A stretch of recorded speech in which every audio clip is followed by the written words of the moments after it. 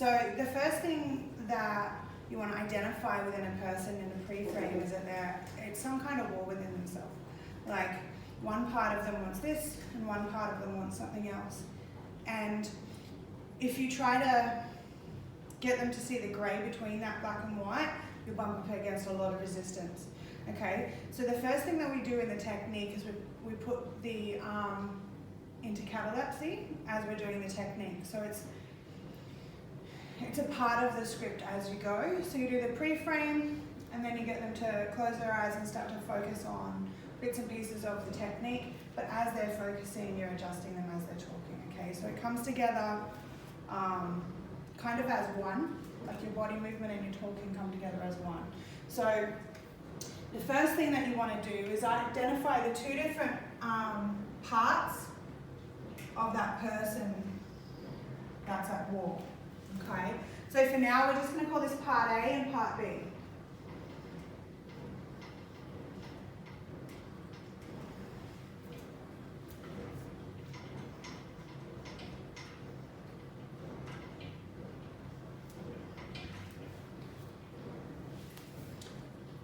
When you start on a piece of paper, you want to give yourself enough space up here because later you're going to be popping down words like problem part and colour, but for now we don't really know what that is. It's a part of the discovery of the technique. So make sure you give yourself a bit of room at the top.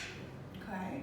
And the example that we can give today is like a part of me is quite clingy in relationships, and a part of me is totally fine on my own, and it kind of confuses me a little bit when this clinginess comes in, okay? So when you're listening to a person and they're talking, they're probably animating their hands like this. That's a really good identifier for a meta symbol. At a deep unconscious level, they feel like they're torn and they're at war. So when you're trying to identify appropriate application for this technique, watching this kind of body language, and they will even sway, or if they're standing up and talking to you, they're like on one hand and then the other, okay? So, and the other thing is, as I say that, as a practitioner, master practitioner or beyond, you'll get the indication that one of these two things is a problem part, okay? So in the listening of what I just said, it almost sounds like normal, typical me is fine, but I do this weird thing. Yeah, so when you chunk it at that chunk level, you can kind of hear which one is the problem and which one is higher self or you at the purest level of your being, okay? So I'm going to go ahead and I'm going to say problem part.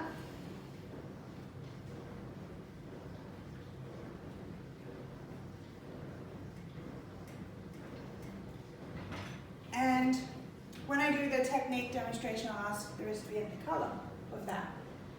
And then we go, okay, great, now tell me about the other part of you. And that's usually the higher self or like your identity, your mission, your character, who you are, okay? So in this case, I'm going to just call it higher self. And also, like some people might call this a knowing or a true north trajectory, a guidance, or just, different religions call it different things, okay? So at this point, you've identified the two parts with the recipient. And you're really clear on which one is the problem part and which one is the higher self. And interestingly enough, when you ask them what colour, it's usually in the theme. Like higher self would be like golden yellow or beautiful purple or something like that. And then the problem part will be like greys and blacks and like blah, blah, blah. Like it's really like, it identifies itself. So the question is, how do we end up like this as human beings? Like how do we end up at war within ourselves? And the answer is that as we get groomed by different people through life, we end up with their sets of programming. And we end up with, a byproduct of that programming is we end up with their values. So the question might form, can you have more than two parts? Absolutely you can. Right? So I've been witness to an integration where the mum and the dad came in as well as these two. There was like extra opinions. And me personally, when I do an integration, I find there's almost three parts always, because I have a mum, I have a biological father, and I have a stepdad.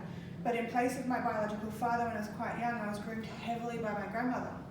So I see 3 sets of values and 3 sets of grooming at war. And if you ever work with kids or families coming together like the Brady Bunch, this gets interesting here. Yeah, we get all this different grooming from our new siblings, our new parents, all this other stuff. Like, I can guarantee you I would not be successful in business if it wasn't for my stepdad and my grandmother. My stepdad probably had the ambition to get the greatest title he could, to just keep going and get more money and get like really, really ambitious and driven. My grandmother was very work orientated and very about, you know, professionalism and customer service and what it is to serve. She was in the Australian Army for 25 years. So very different types of grooming, but a lot of me makes sense when you know that. And then I've got my mum, which was more like, she's kind of whimsical, tie-dye, you know, dance with her shoes off kind of gal, right? So when you know that about me, my values and the parts of me make a little bit more sense. So what we basically have to do is a values elicitation. Okay, the word elicitation, you've heard it a few times in this program. State elicitation, strategy elicitation yesterday, the word elicitation, right? So what we have to do is we need to find out, so this is the chunked up of what we're dealing with. We need to find the chunked down of what we're dealing with. And the chunked down of what we're dealing with is basically, very, very basically, values.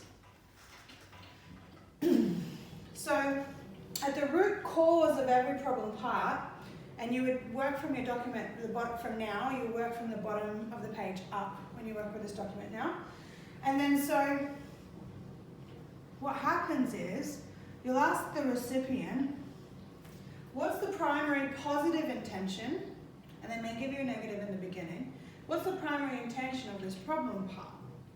Now, let's say, we won't go with our original example here, just because this is where it starts to break open for the recipient. But let's say the primary intention of my problem part is to hide from people, right? See how it's negatively stated? Like it's a negative experience, right? And then if I said to you, what's the positive intention behind hiding? It could be something negative again, like avoiding people or something like that.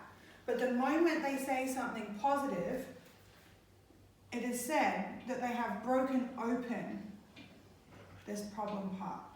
And now it's like a balloon that has been popped or a bubble that has been popped as soon as they start positively stating it. So there I am, I'm hiding with the intention of avoiding people. Well, what's the intention of avoiding people? Oh, it's to keep me safe. We have a positively stated intention.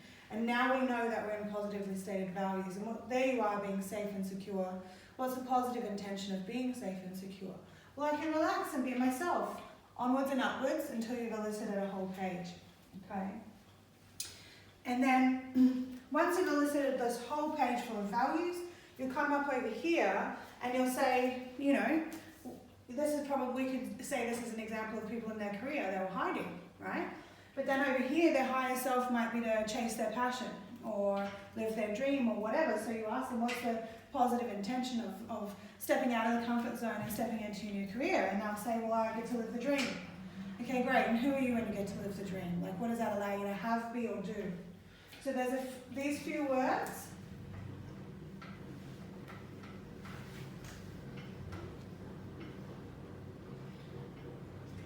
Is how you will ask them for the next value.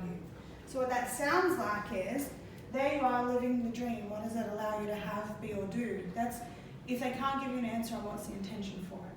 It's a different way of saying it that elicits the answer a little bit more. And then living the dream, living my passion, I get to be lit up, I'm more of a resource to society, there I am being a resource to society, I feel like I have a purpose in life, I feel like everything's worth it, blah, blah, blah, all the way up until you've got what's driving that part of you, values-wise. So some troubleshooting, right? Sometimes they will be up here in the positive, and the sensory acuity is telling you that it's beautiful and it's positive, but they'll come out with something negative stated. And that's when you'll ask them, is it okay if I call it this? And you'll positive state whatever they've just said. Because everything up here is stitching together of positive values. not I don't want a relationship with trust issues. Trust, like I just want trust, you know, like simplify it for them because you want nice little one-word things for later. Right, so there you are, you've elicited both, okay? And at this point, your client is in catalepsy and they have the experience that this is attached to this hand like a tennis ball being held, and that is attached to this hand like a tennis ball being held. And at this point, their arms are in catalepsy. They've forgotten that their hands are pretty much here, and they're totally inwardly focused on what you're talking about with them. And then what we do is we go along and we ask, is it okay? But we ask, can you have, say, being safe and following your dreams? Can you follow your dreams and be safe? And they'll go yep and yep. And basically, every time you get a yes response from your client, their hands come in closer together, closer together. And then what happens is you get to about here, and then the client will start to feel their own fingers. When they can feel their own fingers, or you can see that they're coming together, what you want to do is ask the recipient to interlace the fingers, which symbolizes, at a meta symbol level, it symbolizes being whole and together and complete. And then they bring their hands to their chest, and then you just allow them to marinate here, like just allow them to percolate and let all that settle in. Because basically we've just had like a resolution between two parts, and it feels like two people have come to a resolution, okay? And then so when they open their eyes, these two will no longer be at war, and what's often found is they have the same intention. And then everything just drifts away, and instead of having 3 or 4 different strategies to get to that outcome, we've just got the one, and it's quite simple. Okay, so do you want to do a demo?